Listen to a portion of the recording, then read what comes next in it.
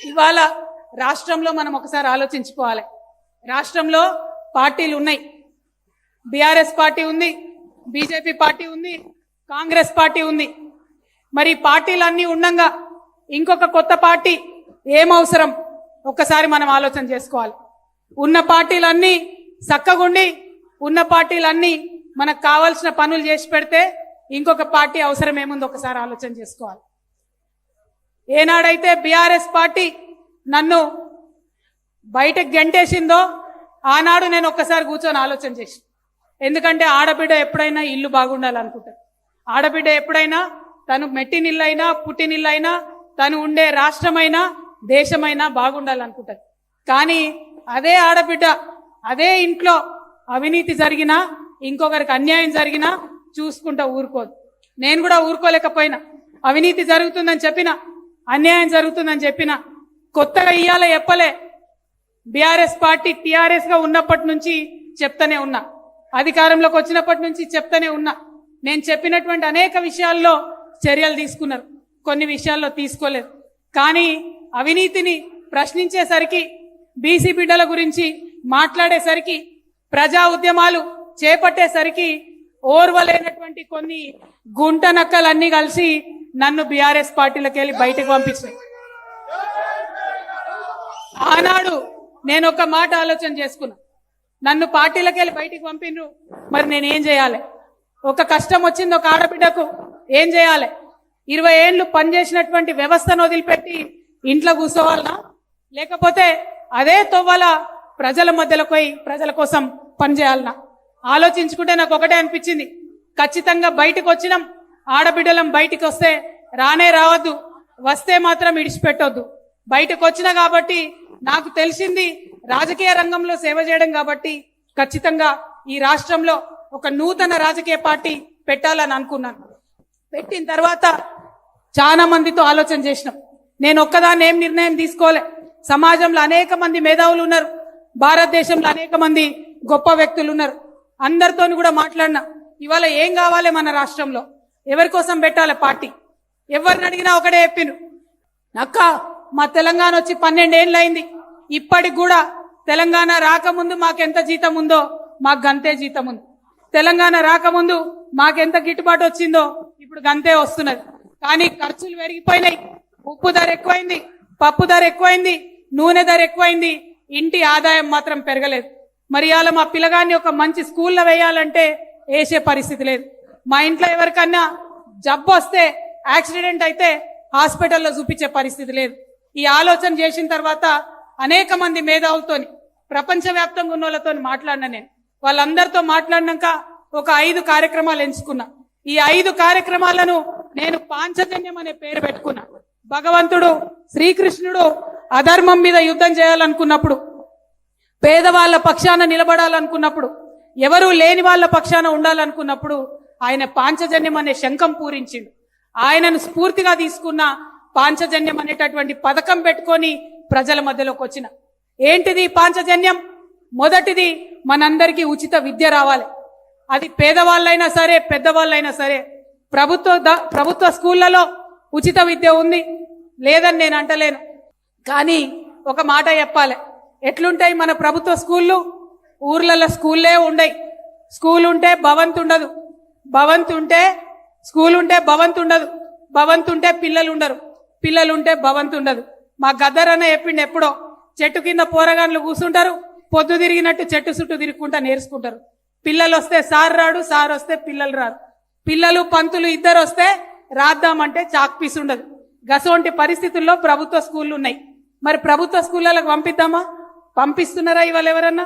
ఎంత పేదవాళ్ళైనా కష్టపడి మా పిల్లల్ని నేను ప్రైవేట్కి తోలుతామని తోలుతున్నారు. ఏమైతుంది ప్రైవేట్కి తోలితే?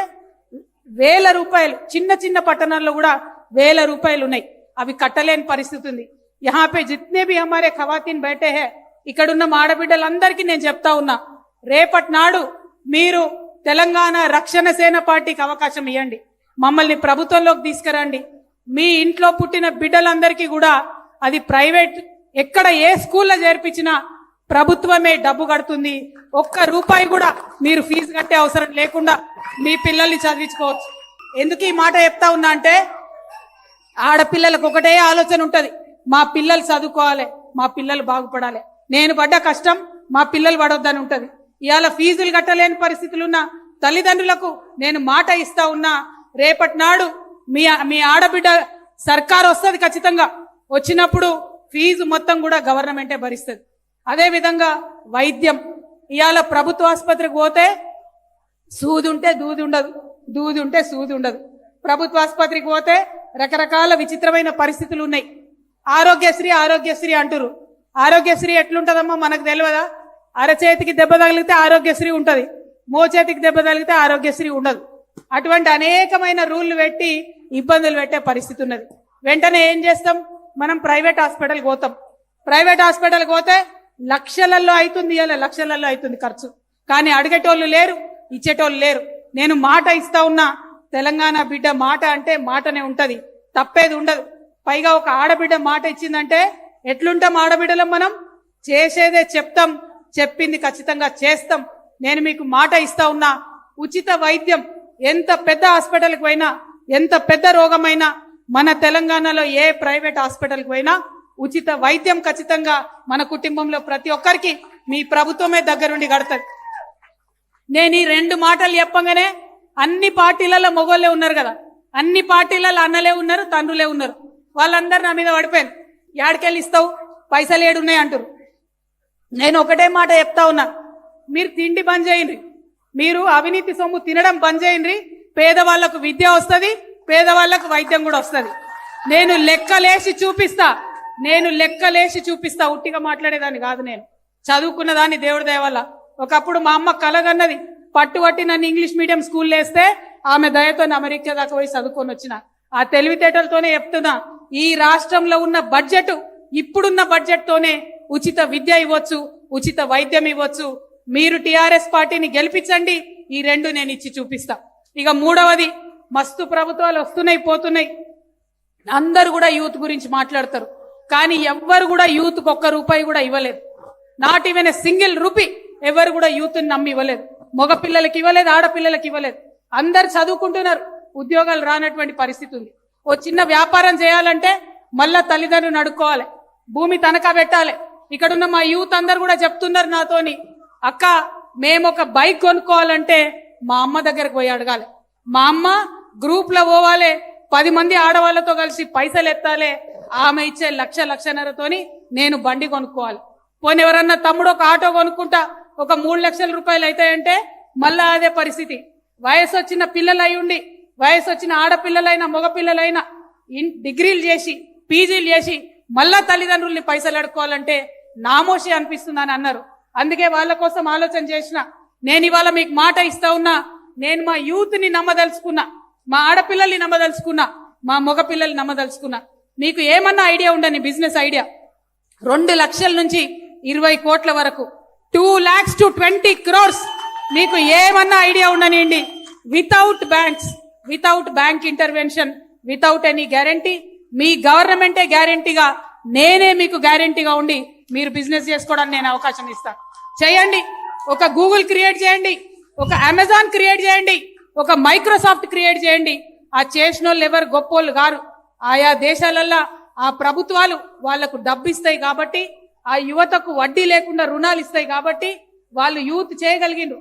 ఇవాళ మనందరం వాట్సాప్ వాడతాం, లక్షల కోట్ల బిజినెస్ చేస్తుంది వాట్సాప్. ఏమైనా బ్రహ్మ విద్యనా అది? మన దగ్గర కూడా అందరు కంప్యూటర్ చేసిన పిల్లలు ఉన్నారు, గట్టికి కూర్చుంటే వాట్సాప్ చేయగలుగుతారు. ఆ డబ్బు నేను ఇస్తా, మీ అక్కగా, మీ చెల్లిగా, మీ సోదరిగా, బ్యాంకులతో సంబంధం లేకుండా మా యూత్ నమ్మి నేను డబ్బు ఇవ్వాలనుకుంటున్నా.